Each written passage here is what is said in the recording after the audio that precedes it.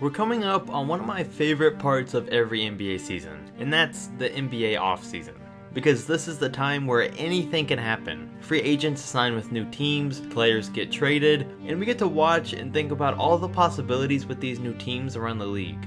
Out of all the different possibilities and trades that could go down, there are certain moves that would make a lot of sense for certain teams or players. So we're going to look at the players that are most likely to move this offseason and where they could possibly end up. So let's start with number 10, DeMarcus Cousins. Cousins is an unrestricted free agent, so he can sign with any team that he wants that's willing to pay him. And I definitely think that he could re-sign with the Pelicans, but if he doesn't and he decides to leave, I could see him going to the Lakers. I think if the Lakers can add DeMarcus Cousins and actually attract that second big free agent like everyone's been talking about, with the talent that they already have, they'd definitely be a threat in the Western Conference. Last year was the first year that DeMarcus Cousins was teamed up with another superstar player in Anthony Davis, and he showed that he'll have no problem being the second option on a team. He's the best center in the league, so you team him up with another guy like Paul George, Kawhi Leonard, or even LeBron James, and the Lakers would instantly become a great team. But personally, the real place that I would want to see DeMarcus Cousins go, and I'm sure a lot of other people would too, is to the Washington Wizards. The Wizards have needed that third great player for a while now, and even John Wall said he thinks the Wizards should aggressively try and recruit big men this offseason. And he's right. If they ever want to stop being the 8th seed and make it out of the first round in the playoffs, then they need someone else. Just having a great backcourt isn't working in the NBA today. It's not working for the Wizards, the Trailblazers, or the Raptors. They just signed Otto Porter to that max contract, but if they can find a trade for him, they can clear up enough money to offer DeMarcus Cousins. They'd be teaming up the former Kentucky teammates, and then with their big three of John Wall, Bradley Beal, and DeMarcus Cousins, they'd really be able to take the Washington Wizards to the next level and make them a contender in the Eastern Conference. Number 9, DeAndre Jordan.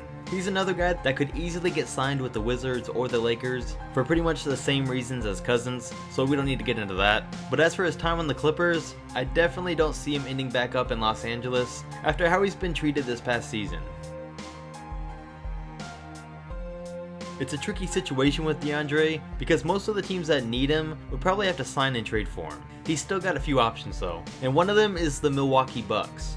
They'd have to do something along the lines of having him sign and trade in a deal with Jabari Parker, who said he's already not sure if he wants to stay in Milwaukee. The Bucks don't really have that good inside presence that they need, but bringing in Jordan would help the team by adding his size to their already huge roster, and he could help start a lot of their offense with his pick and roll game. The only downside here is that you'd be teaming up Giannis with another guy that can't shoot, but it'd still be interesting to see. And then the deal would be good for the Clippers too, because they'd get the young Jabari Parker to try and build a future with.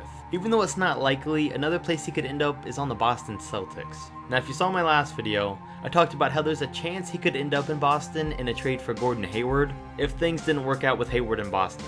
But that probably wouldn't be until the season started and the Celtics got to see if Hayward was a good fit or not. So I can't really see Jordan hanging around the Clippers for that long, so this one's pretty unlikely. Number 8, Paul George. There's a lot of free agents this offseason that the Lakers are going after, but there is still a chance that LA ends up with nobody after this offseason. With that being said though, I think that Paul George is a guy that they have one of the best chances at getting. He was born and raised in California, and I don't think OKC and playing with Westbrook was the best fit for him. The Lakers have a lot of room to sign PG-13 and then convince him that they're going to attract other big names to come play with him. The only real thing we have to base this off of though is the rumors that other people have started about him going there. But it would make sense. Other names that have come up recently in the Paul George talks are the Philadelphia 76ers, who have the second most money in the league this offseason to sign him, and the Houston Rockets, which would be just unfair if they got him. Number 7, Tyreke Evans. Evans has spent most of his career on bad teams, but he's a good player, and this past season in Memphis, he had one of the best seasons of his career. There was a lot of teams interested in him at the trade deadline, and I'm expecting just as many teams to be interested in him now that he's a free agent. He's a great player that isn't going to expect the biggest contract in the world, which is what's going to make these teams go after him. I could see him signing on to a team like the 76ers that could definitely use him at small forward for another threat on offense, and I think he'd be a great fit in their system. And another team I could see him ending up on is the Miami Heat. I don't think they'd mind moving James Johnson to the bench, because Tyreke would be a great second or third option on that team, and I mean, he could really be a great fit on any team in need of a small forward. He doesn't need the ball in his hand to be effective, and he can score from anywhere on the court. So it's going to be interesting to see how much a team is willing to pay Tyreke Evans. Number 6. Isaiah Thomas. I'm really hoping that IT gets back to that level he was on the Celtics, but we're just gonna have to wait and see. I would think that he'd want to go to a contender because he's in his prime, and with how good he can be, I'm sure he doesn't want to be stuck on a bad team, but maybe it'd be better for him to sign a 1-year deal somewhere and show what he can really do when he's healthy again. It's really a wild card decision for where he could sign. I mean, I would think that if he's still available and the Lakers either get one or no max players this offseason, then he would re-sign with them, or for a 1-year deal he could end up on a team like Chicago or Atlanta for a season. The Hawks are trying to move on from Dennis Schroeder this offseason, so they'll be without a point guard, and the Bulls do have Chris Dunn, but for both teams, IT would be a great guy to bring in for his veteran leadership to help build up a team. And then a team that could take a chance on Isaiah Thomas and sign him to a longer deal could be the San Antonio Spurs. Tony Parker's not the same player he used to be, and he got moved to the bench last season, but if they keep Kawhi, and they are looking at making it back into the playoffs, I'm pretty sure they'd rather have Isaiah Thomas starting than DeJounte Murray. Number 5. Hassan Whiteside. He's got to be one of the most obvious trades coming this offseason. He hasn't been happy with how he's been used on the Heat for a while now, but I think he's definitely got a lot more skill than he's been able to show recently. Whichever team ends up getting him for the little trade value that he has left should be pretty happy with the deal they get. I mean, a team like Portland could offer a guy like Evan Turner and maybe a future pick for him. Because like I said, Miami could use an upgrade at small forward. Portland would have to let Nurkic walk, but I would definitely take Whiteside right now over Yusuf Nurkic. Giving the Blazers a good established center could be just what they needed to take things to the next level. So it'll be interesting to see the offers that actually get made for Whiteside and what Portland would have to give to get him. And then another possibility is the Milwaukee Bucks. Like I said, Jabari Parker's not sure if he wants to stay in Milwaukee, so a trade to the Miami Heat could be good for him. If there's a chance Jabari could leave soon, they might as well get something out of him. He'd be a great fit with the Heat's fast style of play, and Whiteside is that big inside presence that Milwaukee needs. Number 4. Avery Bradley. Now I know he's not the biggest name or anything, but he could definitely sign and help a playoff team. He's one of the best defenders in the league, and on the offensive side he's a solid player. He can shoot the 3, and he averaged 16 points a game a couple of seasons ago. I think he'd be a great addition to a team like the Houston Rockets if they don't re-sign Trevor Ariza, because Bradley's a guy that they can stick on the other team's best defender, and they can rely on him on the offensive side to stay out of Harden and Chris Paul's way and make the corner 3 or make a play when they need him to. So either Houston, or I could see him helping out a team like the 76ers, the Spurs, the Thunder, or even the Pelicans. Number 3. Kawhi Leonard. I want to say that I really don't think Kawhi wants to be in San Antonio, based on everything that's happened with him sitting out the entire season after he was already cleared, and usually when players don't come out and deny or even publicly comment on the reports, then chances are the reports are probably true.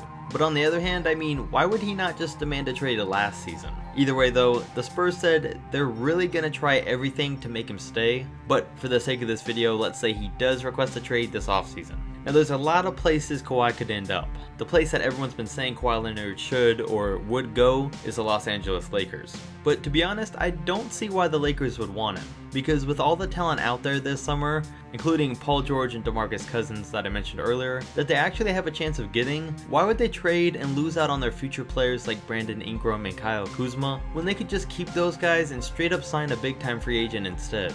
I mean, maybe if they did trade for Kawhi, they could still sign 2 max guys like Paul George and DeMarcus, but if I was them, I'd play it safe and keep the young guys just in case the entire summer doesn't go as planned. With that being said though, there is a potential trade for the Boston Celtics. They could put together a deal for Kawhi with Gordon Hayward and a young guy like Rozier or Jaylen Brown, or a deal revolved around Jason Tatum. Now I don't know if I'd go and break up this young team so soon, but if they did, they'd definitely be one of the NBA's top super teams. Leonard could also end up in a place like Philly. They'd have to trade off Dario Saric and Markelle Fultz to get it done, but then they'd have a big 3 of Embiid, Simmons, and Kawhi. Now I like the way that Philly slowly built things up and gave themselves such a bright future, but maybe it's time to speed things up. And then once again there's the Milwaukee Bucks. I know I'm bringing them up a lot, they're not my favorite team, but they have a lot of trading power. But they could center a deal around guys like Chris Middleton and Thon Maker for Kawhi, because it brings some young talent and potential to San Antonio in return, and for Milwaukee, you'd have Giannis and Kawhi Leonard playing side by side. They'd have some lockdown defense, and I think that's something that could really work out. And then if they got one of the big men I mentioned earlier, they'd be a real threat in the Eastern Conference. And then one of the last rumored places out there is sending him to the Cleveland Cavaliers. but I'm not even going to get into talking about a trade that Team Kawhi Leonard up with LeBron James, because besides Cleveland fans, I don't think anyone wants to see that. Number 2, Marc Gasol. I could definitely see a Marc Gasol trade happening this offseason. I mean, I definitely think it's time for Memphis to move on. Yeah, Conley was hurt last year, but it still doesn't look like their team's going in the right direction. Conley and Gasol couldn't win with a much better team in the past, and now they have no real standout players on their team, and they have the terrible contract of Chandler Parsons. So I think a good start would be to send Marc Gasol to the Toronto Raptors for Jonas Valanciunas. The Raptors would get that third great player that they've been looking for to match up with their backcourt, just like Washington and Portland need, and the Grizzlies would get a great young center to start and build off of. I don't know how well Gasol would fit on that Raptors team, but Toronto needs to do something big this year, and this would be a great start. Number 1, Kemba Walker. For a couple seasons now, I've thought that it was time for the Charlotte Hornets and Kemba Walker to go their separate ways, because things just haven't worked out, and I'm sure there's a lot of other people that agree with that. So the first option I could see for him would be to get traded to the Cleveland Cavaliers. I think if Kemba does leave the Hornets, then they should probably try to rebuild, and a way to do that could be them getting a deal revolved around the Cavaliers' 8th overall pick this year, and a young guy with a similar contract like Jordan Clarkson or Rodney Hood. This would be good for the Hornets because it'd give them a quick start on a rebuild, and it'd be great for the Cavs, well, because they were in trade talks about Kemba over the trade deadline, and we know just how much LeBron's missed Kyrie Irving. So that'd probably be the best bet for the Hornets, but they could also try and get a deal done with the Bucks. I know, the Bucks again. But Milwaukee would finally be able to team up Giannis with another all-star that could really run the offense for the Bucks. And in return, the Hornets could get a guy like Eric Bledsoe and a young guy like Thon Maker. And then one more scenario for Kemba this offseason could be to go to a place like the New York Knicks. Now I don't really see this as being the best fit for him because he's in his prime and he probably wants to be on a playoff team by now, but he did grow up in New York and he'd be teamed up with Porzingis. The Knicks would have to assure him that they could bring in other talent after he gets there, and they might be able to do that because he could be the guy that puts the Knicks back on the right foot.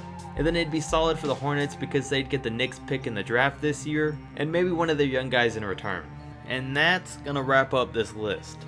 Not all of these are the most likely scenarios, but I tried to find some of the interesting deals that would make sense for both teams and could help turn a team around. So definitely comment and let me know what you guys think. Don't forget to like and subscribe, and I'll catch you next video.